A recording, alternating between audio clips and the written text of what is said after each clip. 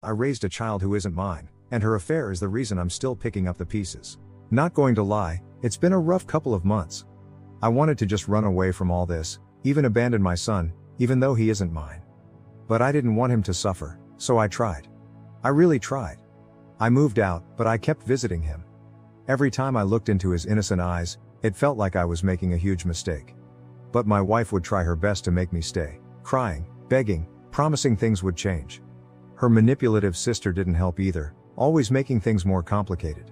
Her words were venomous, always trying to make me feel guilty. But I tolerated it all for my son. Even though every fiber of my being was screaming at me to just leave. But then, this Christmas, after I spent time with my son, trying to pretend everything was normal, my wife, her sister, and the whole family sat me down for what they called a talk. I wasn't ready for it, but there was no escaping. They said they wanted me to reconcile, to forget the past, and not give up on my family. I wasn't sure if I could do it. I wasn't sure I even wanted to.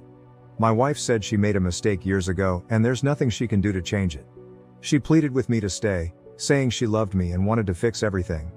But no matter how many times she said it, I couldn't shake the feeling that I was just another pawn in her game. Her words felt empty. "I'm doing all this for him, not for you," I said, my voice steady, but inside I was a mess.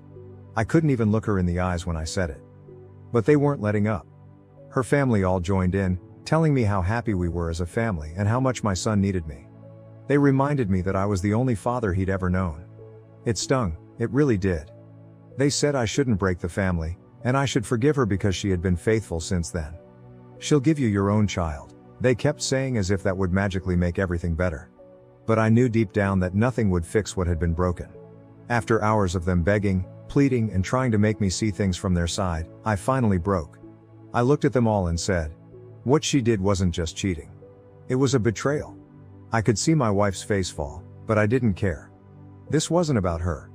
It was about the little boy I loved, who deserved so much more than this. Raising another man's son was a weight I could no longer carry. I told them I was leaving. I was filing for divorce and I was giving up on my son. The words felt foreign coming out of my mouth, but they were the right words. Her sister started yelling at me, trying to make me feel guilty for leaving, but I didn't budge. I left. For the first time in months, I felt like I had control over my life again. But it didn't end there.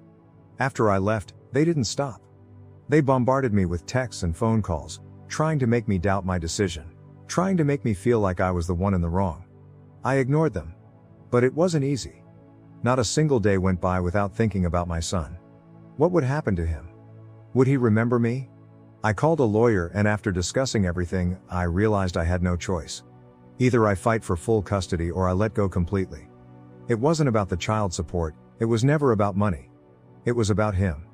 About the boy I thought of as my son, who I loved more than I ever thought was possible. But now, with the way things were turning, it was clear that I had no place in their world. I thought long and hard about what to do. I wanted to give him the best life. But every time I thought I was making the right choice, I felt a pang of guilt. Could I really walk away from him? Could I really walk away from the life I thought we had? But my wife, despite everything, refused to make it easier. She made it clear she wasn't willing to fight for my son. Not the way I would. So I made my decision. I filed for divorce. My wife texted me late one night. She said something that messed me up to the core. She said, "I'm pregnant." My stomach dropped. Was she serious? Was this another game? Or was she truly trying to manipulate me into staying? I didn't reply. The next morning, I saw the text again, and the shock hit all over again. But I had already made my decision. I knew custody would likely go to her, but I had to make peace with that. If he ever wanted to reach out, if he ever needed me, I'd be there for him. But this wasn't my fight anymore. I couldn't force myself to stay in a situation that felt like a never-ending lie. So I'm filing, moving on, and hoping someday he understands.